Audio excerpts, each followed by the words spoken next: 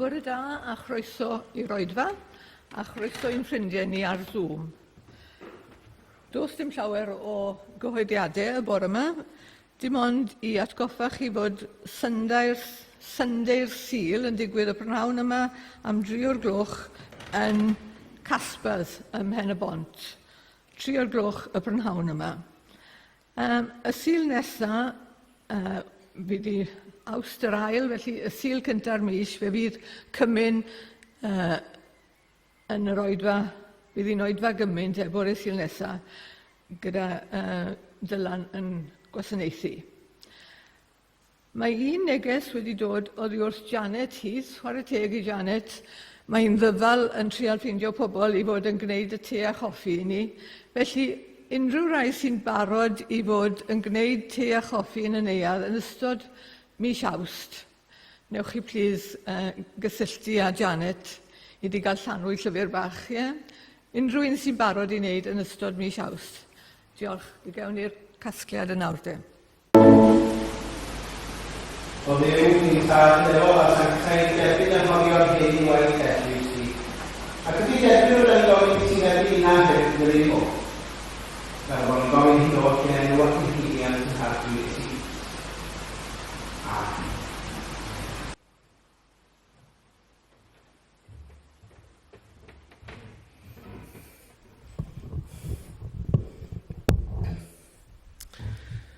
Bore da.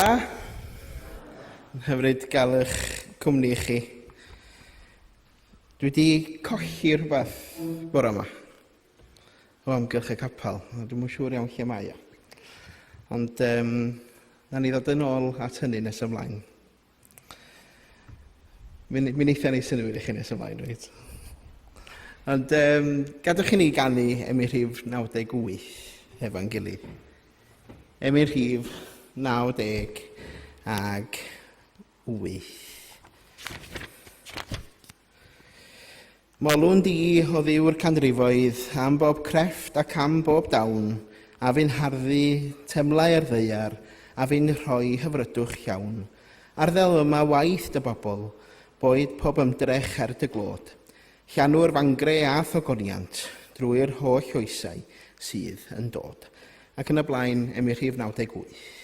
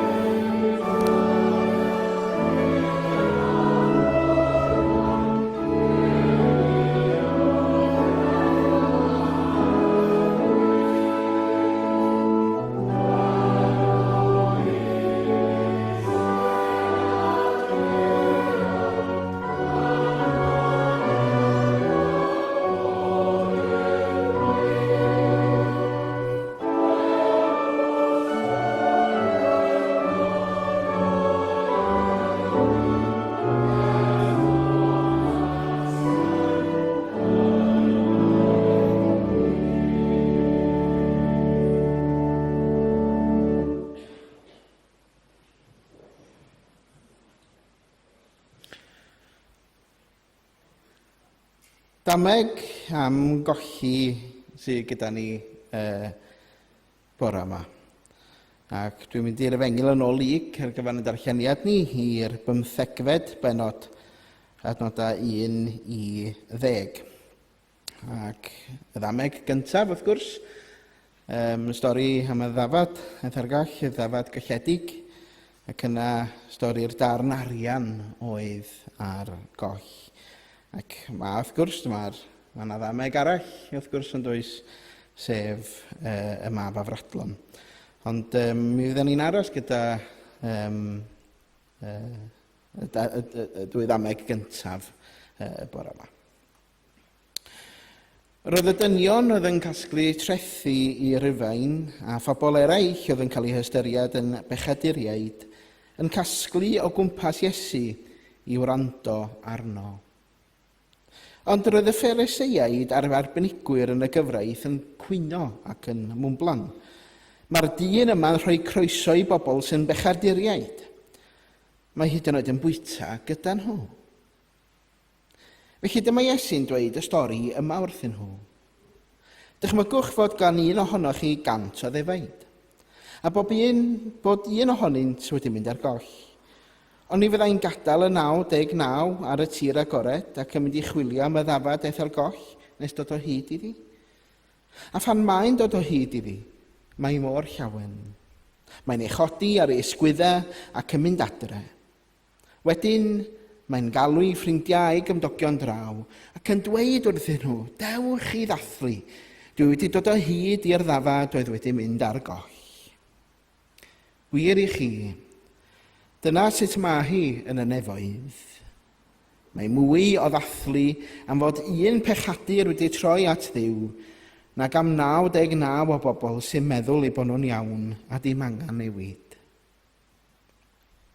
Neu, petai gan ryw wraig 10 darn arian ac yn colli un ohonyn nhw. Byddai hi'n cynnau lamp ac yn mynd ati lanhau'r tŷ i gyd, a chwilio ym mhob twll a chornel am y darn arian, nes iddi ddod o hyd iddo.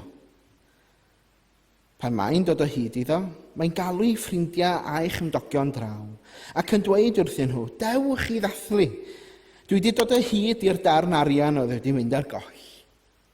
Wir i chi, dyna sut mae Duw yn dathlu o flaen ei angylion, pan mae un pechadur yn troi ato. O bendith Duw ar y darllian a'r gwrando ar yn cyfar ni bore yma. Ydych chi'n ei barhau yn yn hyddoliad drwy ganu am i'r rhif 240 a 242. O doed dy deyrnas nefol dad yw'n gweddi dair ar ran pob gwlad. Dofodiad hon i galon dyn a ddwg genhedloedd byd yn un. Ac yn y blaen 240 a 2.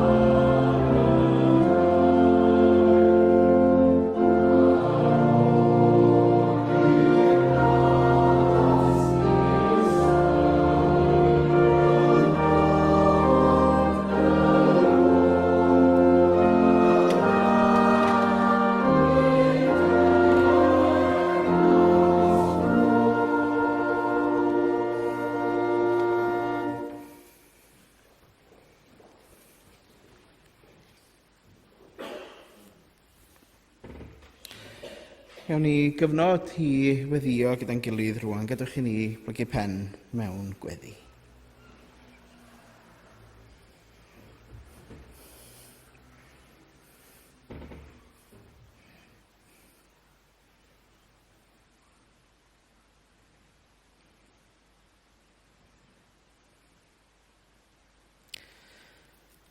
Arglwydd, da ni yn diolch i ti bod ni'n gallu troi ato ti mewn gweddi. Ac yn diolch bod ni wedi gallu ymgynnull yn dy enw di bore yma. Da ni'n dygeisio di.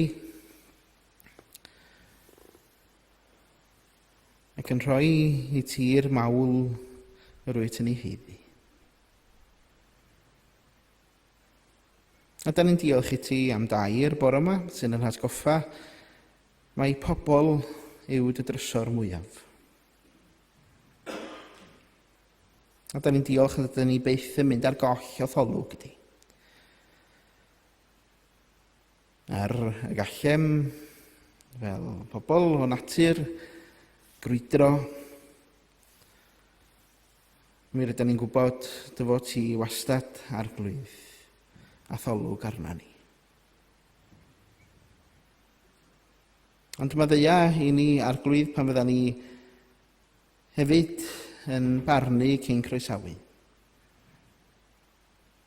Pan fydda ni'n gweld diffygion cyn gweld urddas. Neu pan fydda ni'n anghofio bod pob person wedi'i greu ar dy ddelw di. Madda i ni arglwydd am yr adegau hynny lle da ni wedi stopio clirio'r tŷ ac i fynd i chwilio.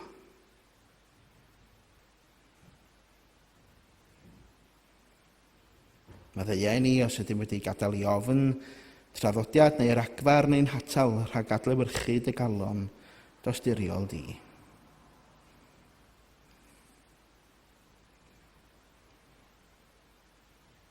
Ac felly rhoi ni lygad i weld y rhai sydd yn teimlo i bod nhw ar goll yn ein cymunedau ni heddiw.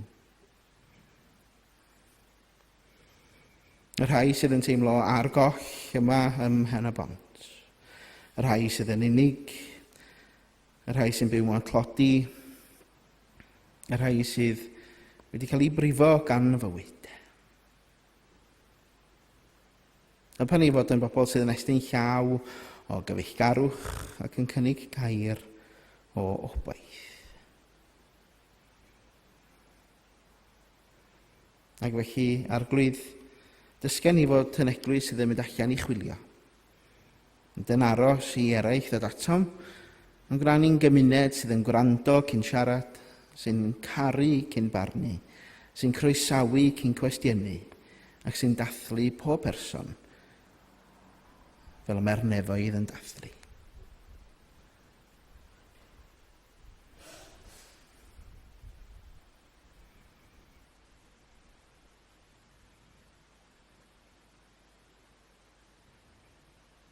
Yn gweddio dros bawb felly, iddynt brofi dy bresenoldeb yn agos. Yn gweddio am rhai o fewn yn byd heddiw sydd yn chwilio am obaith ac am heddwch.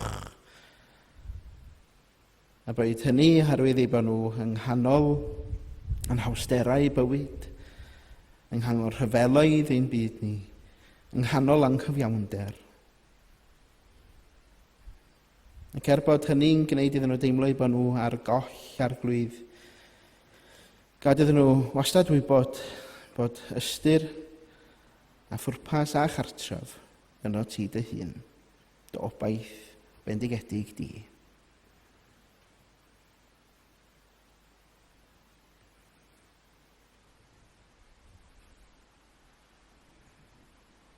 Ia, arglwydd, i ni brofi dy gariad di.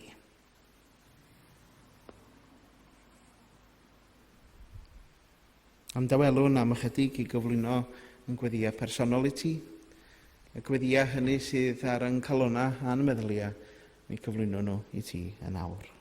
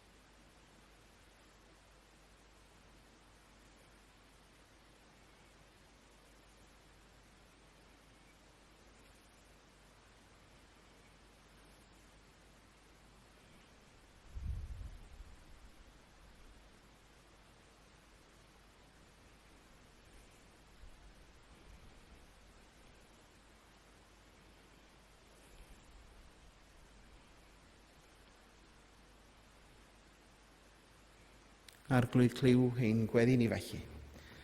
Gan y bod ni'n gofyn hyn oll yn enw ac yn heiddiant yn harglwydd Iesu Grist.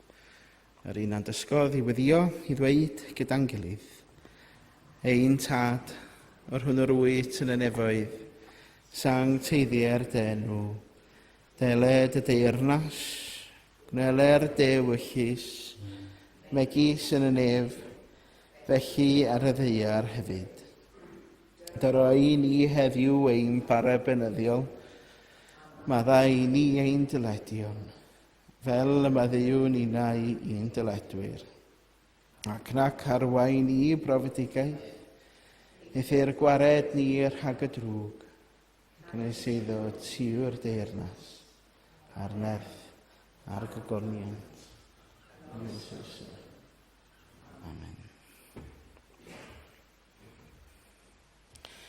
Mae gydwch chi ni droi at Emyr Rhif 867. Heddwch ar ddeiar lawr gan ddechrau'n fy nghalon ni. Heddwch ar ddeiar lawr yr hedd a fwriadwyd i ni. A diwn da trigarog brodyr oll i'm ni. Cerddwn oll gyda'n gilydd mewn hedd a harmoni. Ac yn y blaen 867.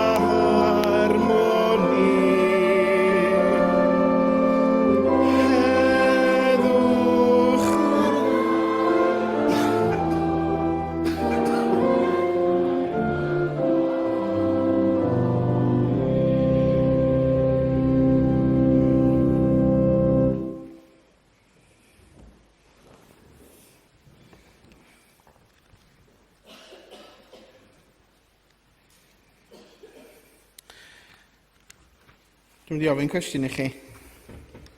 Rwan. Be sgynna chi'n eich pocedi? Sym rhaid chi atab. Dwi'n mynd i ddangos be sgynna fi'n ym mhocedi. So, walad? Ne bag, reit? Ne bag. So, mae gen i fi walad. Be arall sgynna fi'n ym mhocedi? Allweddi?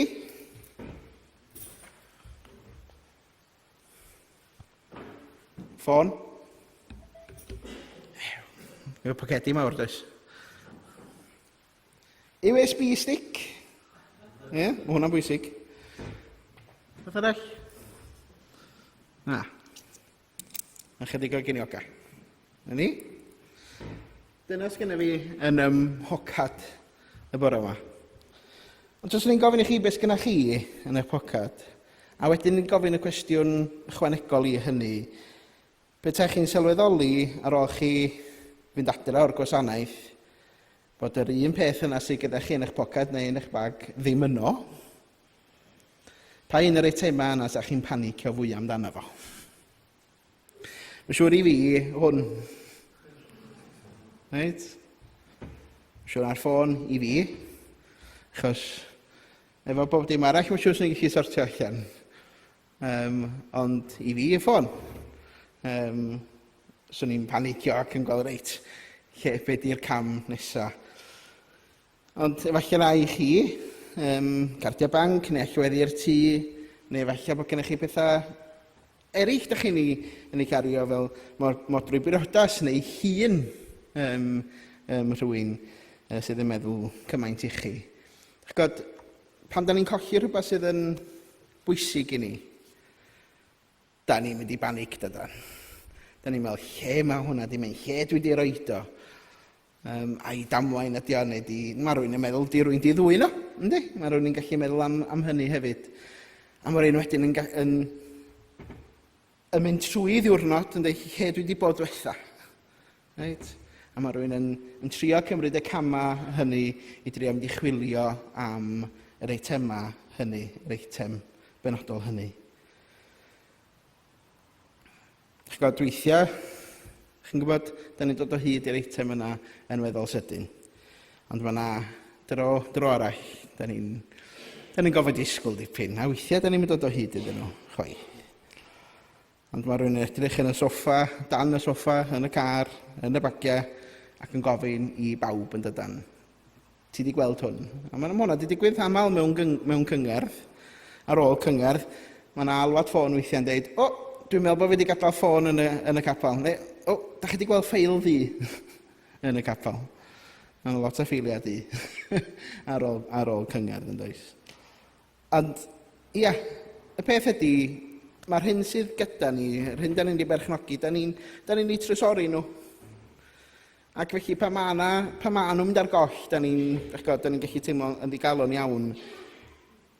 A mae hwnna'n wir am y damhegion nathon ni glwad. Nathon ni ddarllen gyda'n gilydd yn gynharach. Ac, ia, y ddamad, stori y ddameg, y ddafad golledig, ynddo, lle mae y ffarmwr ddim yn gweld un dafad, chi'n gwybod, mae o ddim wedi grwydro, ac felly mae'n gadael 99 ac yn mynd ar ôl yr un yn ei chwilio amdani. Ond wedyn, efo'r un yma dwi am aros, y darlun arall yn lyg, y ddameg arall, sef bod y wraig yn colli un darn arian.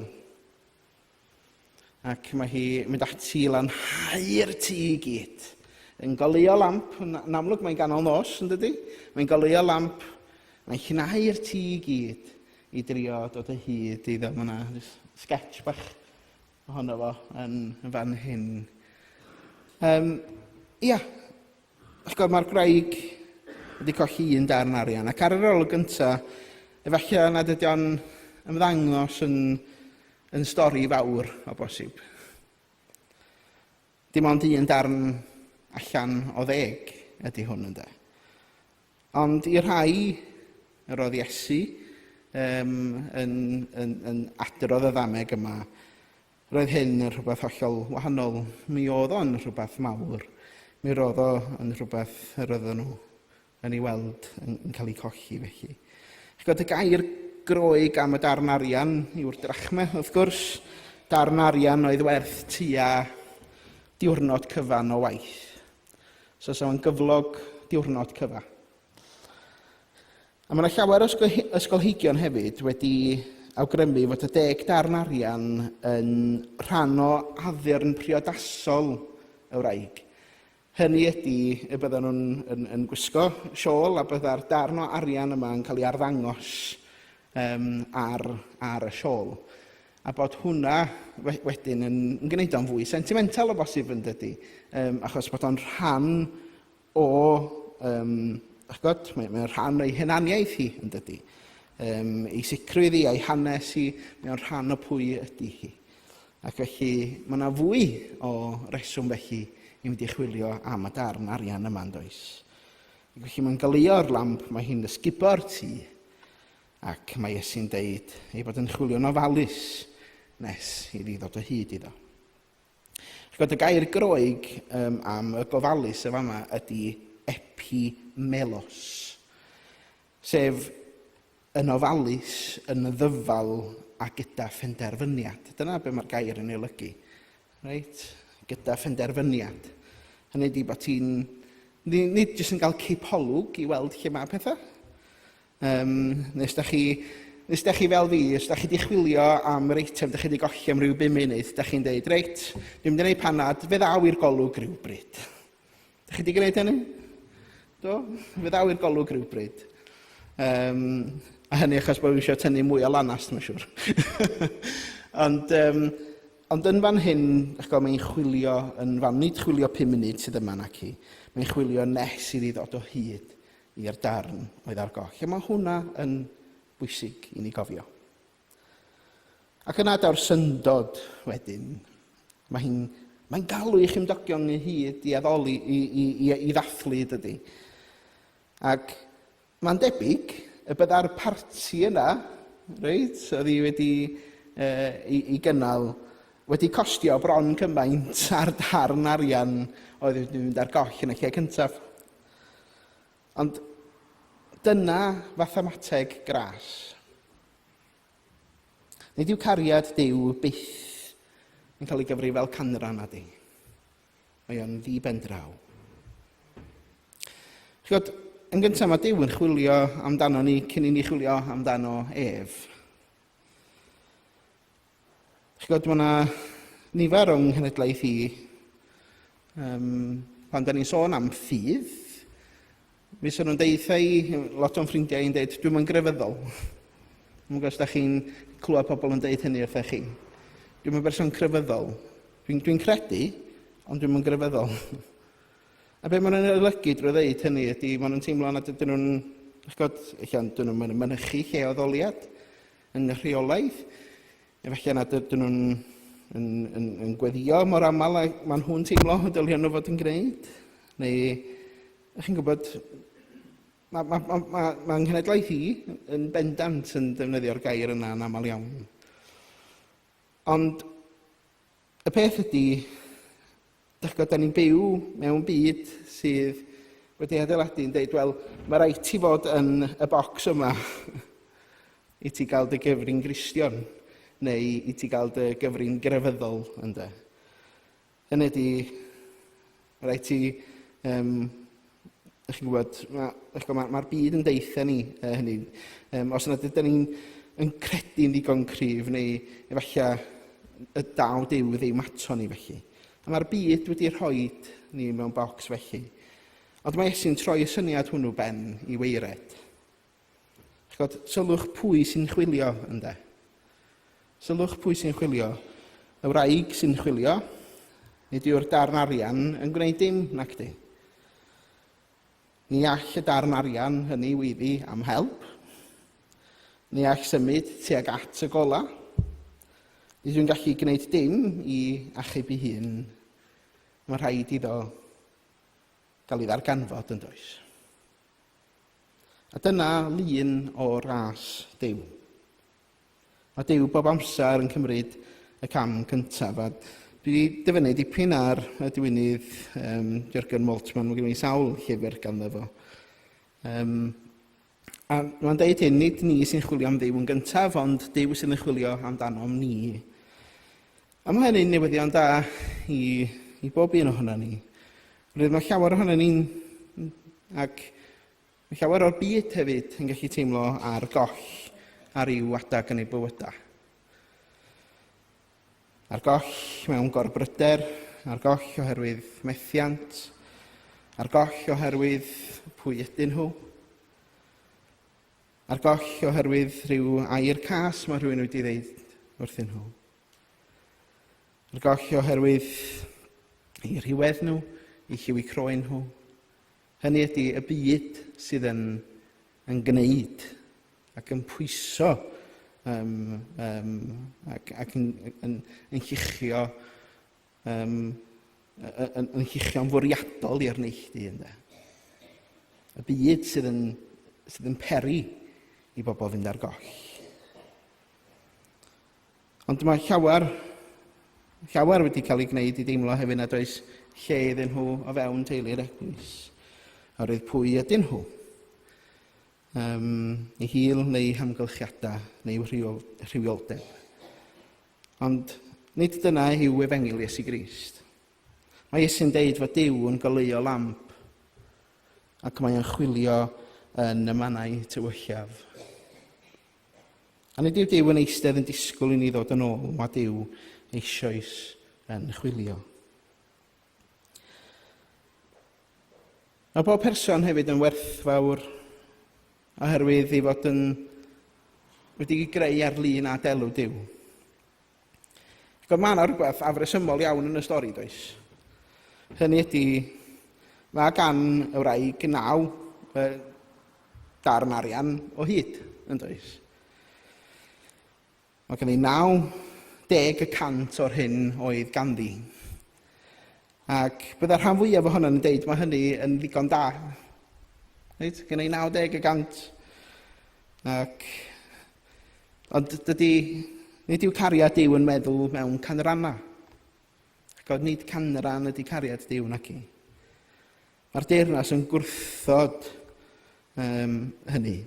Mae'r Efengyl yn olyg, mae Iesu'n troi at y rhai oedd ar gyrion cymdeithas, dro ar ôl tro, y tlawd, y cleifion, y clasgwyr trethu, y dieithriaid, y menywod, y rhai oedd wedi gwthio i'r cysgodion.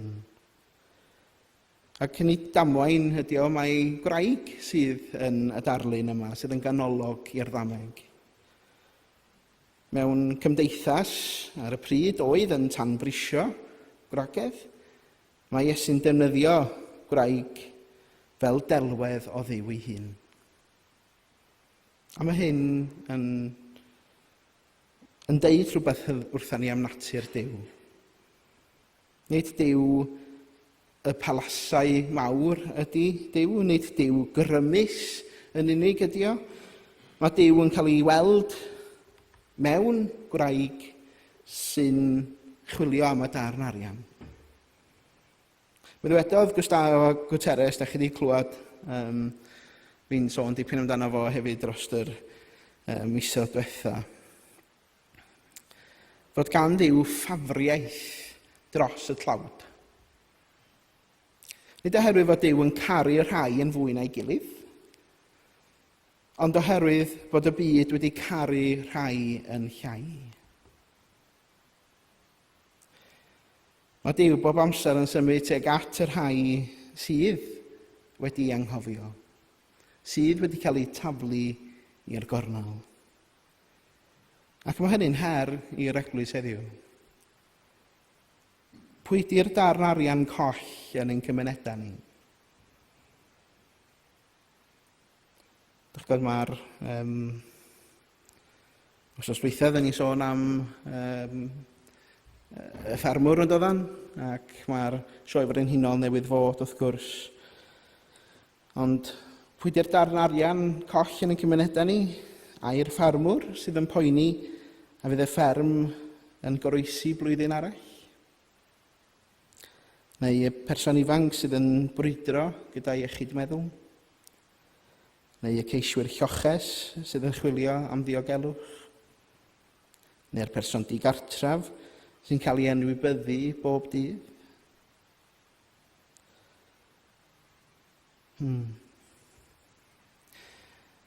Os yw hyd yn oed un person yn cael ei adael ar ôl, nid yw'r gwaith wedi orffan. Hynny ydy, di 90% ddim digon da. Di'r 90% ddim digon da. Dyna alwad i'r eglwys. Nid gwarchod y 9, ond chwilio am yr 1. Ac yna mae teyrnas Dduw yn dathlu adferiad. Yn dathlu adferiad. Y rhan fwyaf syndod yn y stori yma ydy y rhan diwedd.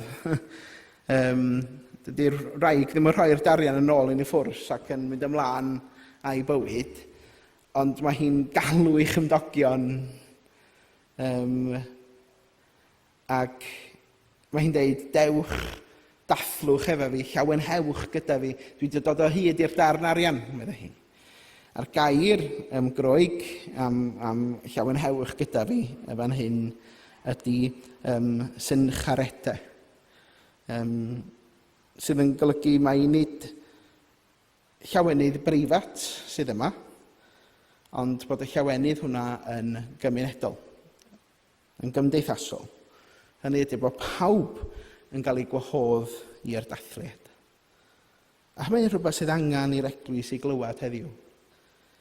Yn rhy aml mae Cristnogion wedi dod yn adnabyddus, ac mae yna rhai Cristnogion ac eglwysi hefyd wedi bod yn adnabyddus am yr hyn maen nhw'n ei gondemnio. Ond pan dyn ni'n edrych ar Iesu, dyn ni'n gweld rhywun oedd yn cael ei ferniadu, oherwydd ei fod yn bwyta gyda'r bobl anghywir. Roedd yn rhannu byrddau gyda pechaduriaid, roedd yn croesawu rhai oedd wedi gwthio allan, roedd yn cyffwrdd ar rhai yr oedd eraill yn ei hofni. Roedd yn gweld urddas lle roedd eraill yn gweld cywilydd. Ac efallai gallwn ychwanegu hyn,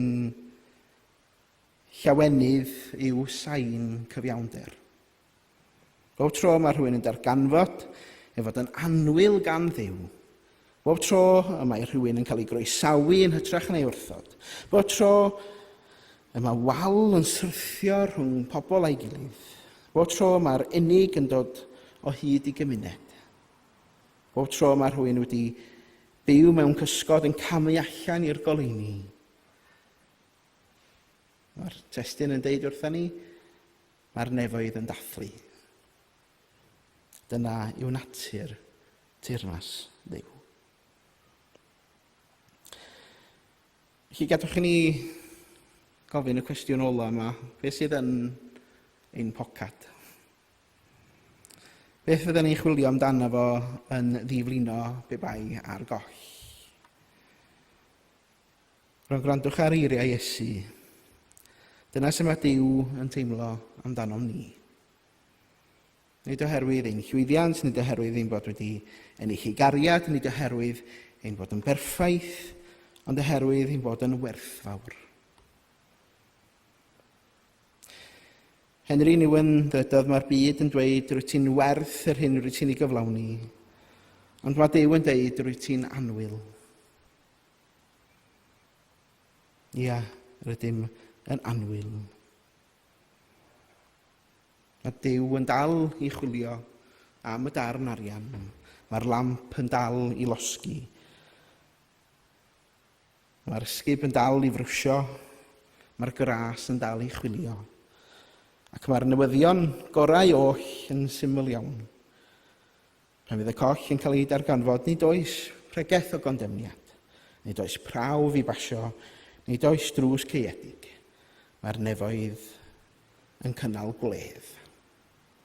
Arwydd yn hirnas Duw, nid oes neb yn ddiwerth, nid oes neb yn anweledig, nid oes neb y tu hwnt i gyrraedd gras.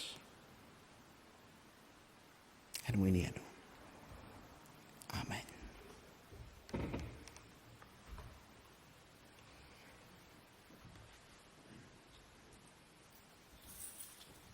Dwi'n rhoi pethau nôl yn ymhocad. So mae'n siŵr o gyrra. Chi'n gwybod beth dwi'n golli fwyaf? Yr USB. Hwna dwi'n golli fwyaf. Dwi wedi prynu sawl USB dros y blynyddoedd. Ond, ia, dych chi'n ni'n sôn am gras Duw a chariad Duw. Ac felly, dyna bod mae'n berwi lawr iddo fan de. Cariad Duw yng Nghrist Iesu. Y cariad hwnnw sy'n chwilio amdano ni. Mae chwilio am bob un. Ac felly, rhif 205 i ddiweddu yn gwasanaeth felly. Dyma gariad fel y moroedd, tosturiaethau fel y llu. Trysog bywyd pyr yn marw i brynu'n bywyd ni. Pwy all beidio chofio amdano? Pwy all beidio threithi glod? Dyma gariad nad anangof, tra bonefoedd wen yn bod. Ac yn y blaen, 205.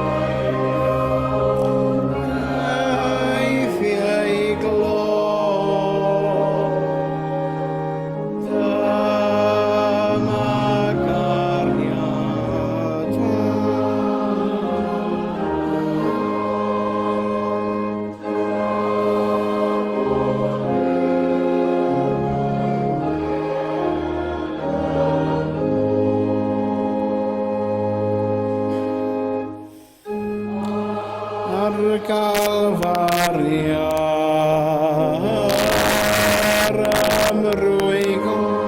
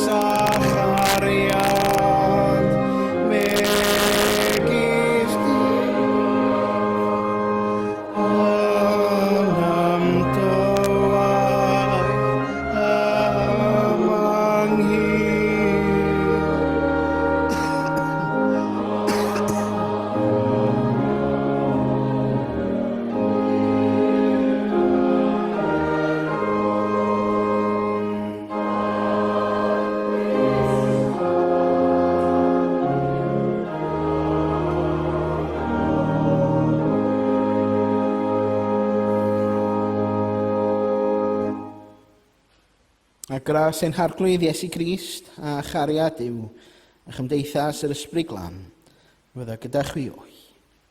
Amen.